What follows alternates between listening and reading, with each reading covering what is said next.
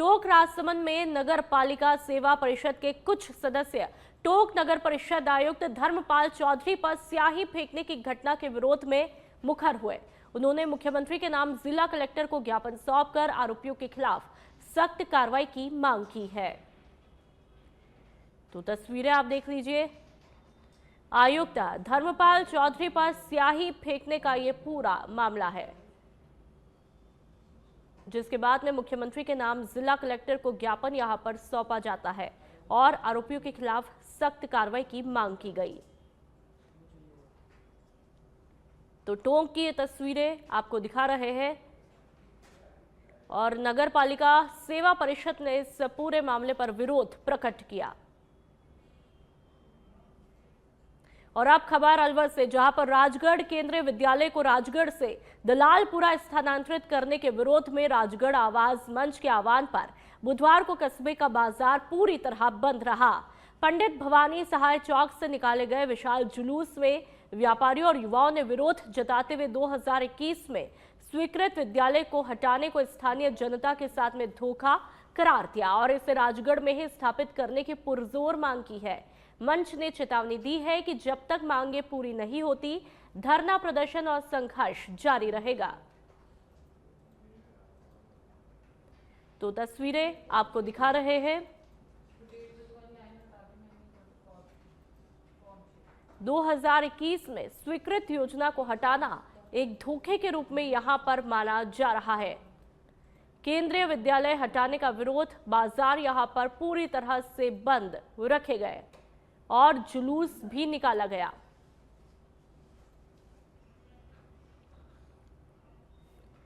कोटा के रामगंज मंडी दिल्ली मुंबई एक्सप्रेसवे के चेचट के पास में बुधवार को एक बड़ा सड़क हादसा हुआ, जब ओवरब्रिज के नीचे सर्विस रोड से मुड़ते समय एक कंटेनर असंतुलित होकर कार के ऊपर पलट गया।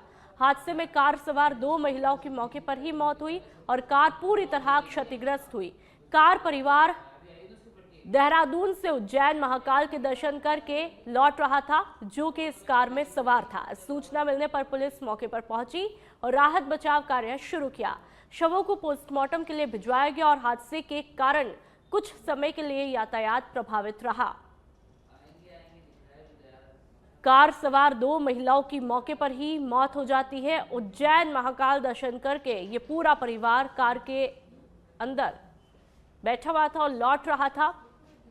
दिल्ली मुंबई एक्सप्रेसवे पर चेचट के पास में ये गंभीर हादसा होता है, जिसके बाद में इलाके में अफरा तफरी मच जाती है। लोगों की भीड़ यहां पर जमा हो जाती है और 2 महिलाओं ने दम यहां पर तोड़ दिया है।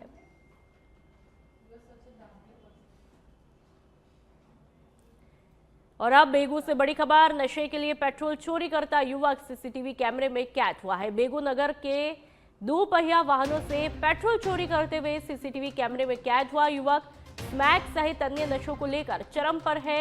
चोरी की ऐसी वारदातें पिछले दिनों भी नगर में पेट्रोल चोरी करते हुए ये युवक धर दबोचा गया था। एक बार फिर चोरी करने निकला युवक और इस बार वार्ड वासियों के हत्थे चढ़ा। नशे के आदी युवक बेगू नगर के गली मोहल्ले में देते हैं चोरी की वारदातों को अंजाम। तो तस्वीरें आप देख सकते हैं गली मोहल्लों की, ये तस्वीरें जहां पर चोर चोरी की वारदात को अंजाम देते हैं। और देखिए कि किस तरह से गाड़ी से पेट्रोल इस युवक ने चोरी किया और वारदात को अंजाम दे करके रफू चक्कर हो जाते हैं। और इस बार ये चोर वार्ड वासियों के हत्थे चढ़ चुका है। पोखरण में प्रधानमंत्री नरेंद्र मोदी के खेलेगा इंडिया तभी बढ़ेगा इंडिया विजन के तहत आयोजित सांसद खेल महोत्सव की संसदीय स्तरीय खेल प्रतियोगिताओं का शुभारंभ हुआ है। पोखरण से 241 खिलाड़ियों का दल जोधपुर पहुंचा, जो खेल प्रभारी महराज सिंह सांकड़ा और सह प्रभारी अर्चना गहलोत के नेतृत्व में खो खो, वॉलीबॉल, फुटबॉल और बास्केटबॉल जैसी प्रतियोगिताओं में भाग ले रहा है। महोत्सव का उद्देश्य ग्रामीण और शहरी प्रतिभाओं को मंच प्रदान करके खेल संस्कृति को बढ़ावा देना है। प्रतियोगिताओं के समापन कार्यक्रम में पोखरण जोधपुर सांसद और केंद्रीय पर्यटन मंत्री गजेंद्र सिंह शेखावत विजेता खिलाड़ियों को सम्मानित भी करेंगे। तो ग्रामीण और शहरी प्रतिभाओं को एक महत्वपूर्ण मंच मिला है। समापन में सांसद शेखावत इन तमाम प्रतियोगियों को सम्मानित भी करेंगे। सांसद खेल महोत्सव का आगाज हो चुका है और 241 खिलाड़ी जोधपुर पहुंचे हैं पोखरण से। कई गेम से, उनमें खो खो है, वॉलीबॉल है, बास्केटबॉल है, ऐसी तमाम प्रतियोगिताएं आयोजित की जा रही है।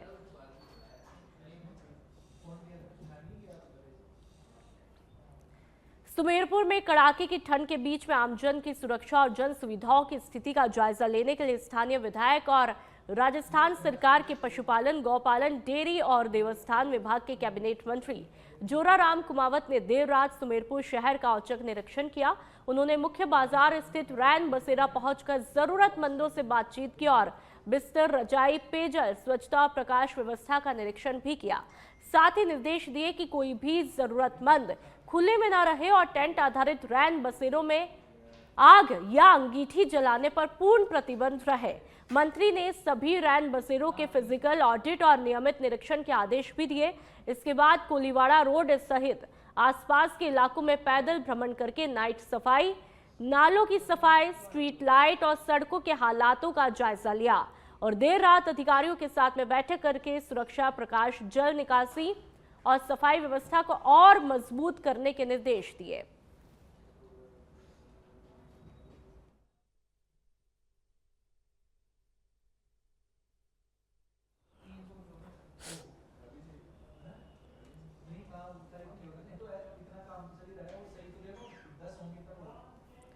बढ़ते हैं आगे। सवाई माधोपुर के चौथ का बरवाड़ा उपखंड के एचेर गांव में प्रशासन ने 10 साल पुराने अतिक्रमण को हटाकर राधा कृष्ण मंदिर से गांव की मुख्य सड़क मार्ग को चौड़ा किया। लंबे समय से अतिक्रमण के कारण सड़क 12 फीट से घटकर 6 फीट रह गई थी, जिससे ग्रामीणों, बच्चों और आपात सेवाओं को परेशानी होती थी। लगातार शिकायतों के बाद भी तहसीलदार नीरज सिंह के निर्देश पर राजस्व विभाग की विशेष टीमों ने पटवारी अरुण चौधरी, मेघराज सिंह और प्रहलाद चौधरी के नेतृत्व में मौके पर पहुंचकर अतिक्रमण हटाया और मार्ग को सुचारू बनाया। तो तस्वीरें आप देख लीजिए, यहां पर ये कार्रवाई की तस्वीरें। राजस्व टीम ने इस कार्रवाई को अंजाम दिया और पीला पंजा कार्रवाई का चलता हुआ दिखाई देता है। तमाम अतिक्रमण को यहां पर हटाया है। तकरीबन 10 साल पुराना यह अतिक्रमण बताया जा रहा है। तो सवाई माधोपुर की ये तस्वीरें। और अब अलवर की बात करेंगे। प्रशासनिक सुधार और समन्वय विभाग के प्रमुख शासन सचिव के निर्देशानुसार राजगढ़ उपखंड के विभिन्न सरकारी कार्यालयों का निरीक्षण किया गया। वरिष्ठ शासन उपसचिव और अतिरिक्त निदेशक के.आर. मीना के नेतृत्व में 5 सदस्यीय दल ने उपखंड के कार्यालयों का औचक निरीक्षण किया। निरीक्षण के दौरान कुल 171 राजपत्रित और अराजपत्रित अधिकारियों और कर्मचारियों में से 43 अधिकारी और कर्मचारी अनुपस्थित पाए गए। दल ने उपस्थिति पंजिका को कब्जे में लिया। के.आर. मीना ने बताया कि वन संरक्षक के कार्यालय में 3 बार जाने पर ताला लगा मिला और कोई भी कर्मचारी मौजूद ही नहीं था।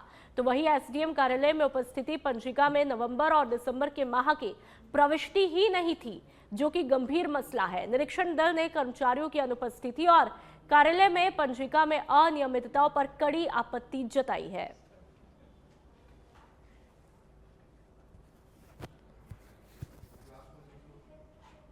तो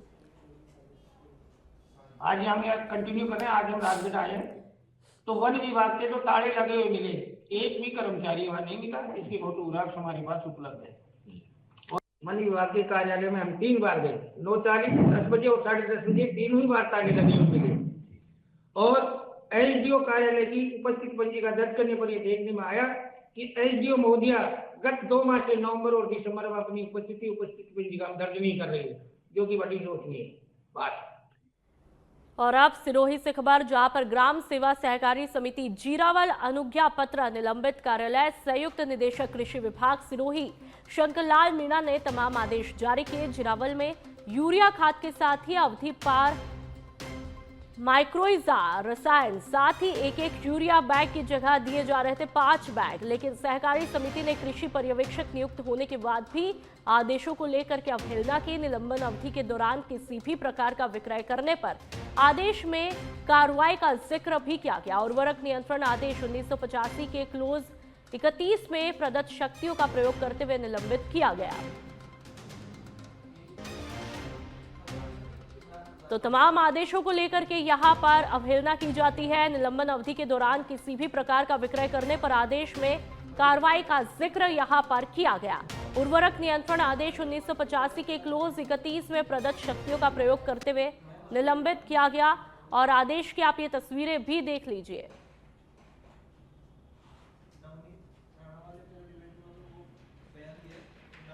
कृषि विभाग सिरोही शंकर लाल मीणा ने ये तमाम आदेश जारी किए। आदेश की कॉपी सच बेधड़क पर। और साथ ही आपको बता दें कि एक एक यूरिया बैग की जगह 5-5 बैग यहां पर दिए जा रहे थे। मध्य प्रदेश में संस्कृति और पर्यटन मंत्री धर्मेंद्र सिंह लोधी ने मीडिया से बातचीत में बीते 2 सालों की विभागीय उपलब्धियां साझा करते हुए कहा कि पर्यटन के क्षेत्र में मध्य प्रदेश को अग्रणी राज्य बनाने की दिशा में लगातार यहां पर प्रयास किए जा रहे हैं। उन्होंने दावा किया कि अगले 3 सालों में मध्य प्रदेश पर्यटन में नंबर 1 बनेगा। प्रदेश में बीजेपी सरकार के 2 साल पूरे होने के मौके पर मंत्री लोधी ने बताया कि सरकार का पर्यटन पर खासा फोकस है। सभी प्रमुख टूरिस्ट स्पॉट का विकास भी किया जाएगा और पर्यटन को बढ़ावा देने के लिए प्रदेश में ब्रांडेड होटल की शुरुआत की जाएगी।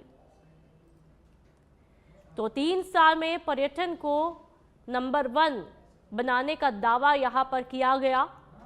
ब्रांडेड होटल की शुरुआत करने की बात यहां पर कही गई। साथ ही मंत्री धर्मेंद्र सिंह लोधी ने 2 सालों में सरकार की क्या कुछ खास उपलब्धियां रही उस पर भी जिक्र किया।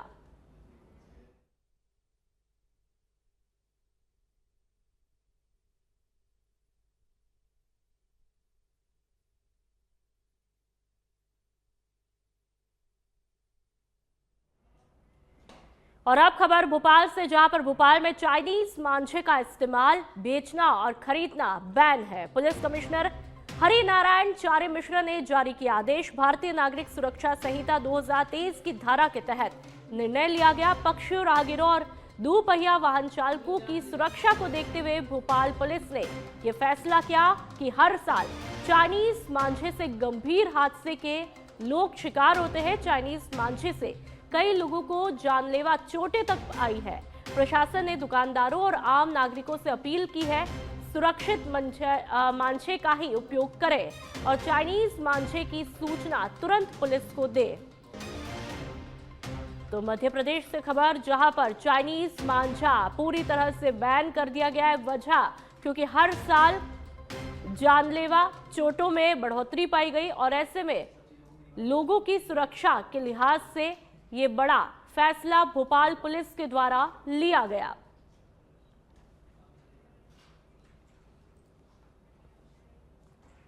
कांकेर के आमाबेड़ा क्षेत्र के बड़े तेवड़ा गांव में हुई घटना को लेकर के जनजाति समाज ने गंभीर आरोप लगाए हैं।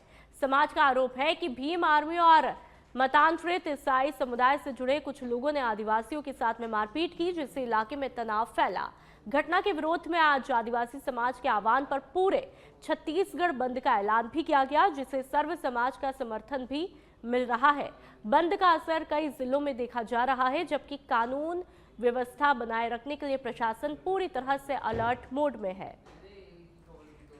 तो तस्वीरें आप देख सकते हैं कि आदिवासियों से मारपीट का दावा कांकेर के अंतर्गत, और इसी के विरोध में आज छत्तीसगढ़ पूरी तरह से बंद रखने का ऐलान किया गया और बंद का असर कई जिलों में यहां पर देखने को मिला। प्रशासन पूरी तरह से अलर्ट मोड पर है। सभी ने एकजुटता यहां पर दिखाई है।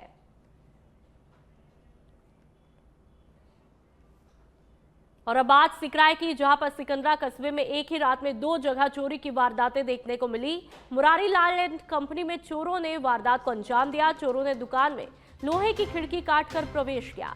दुकान से करीब 6,000 रुपए नकद और अन्य सामान चोरी होने की सूचना मिली। चोरी की पूरी वारदात दुकान में लगे सीसीटीवी कैमरे में कैद हुई। सीसीटीवी में चोर दुकान के अंदर घूमता हुआ साफ दिखाई दिया और इसी रात पास ही एक डॉक्टर की यहां भी चोरी की सूचना मिली है। सिकंदरा कस्बे में 2 घटनाओं से कस्बे वासियों में दहशत का माहौल है। सूचना पर सिकंदरा पुलिस मौके पर पहुंची है।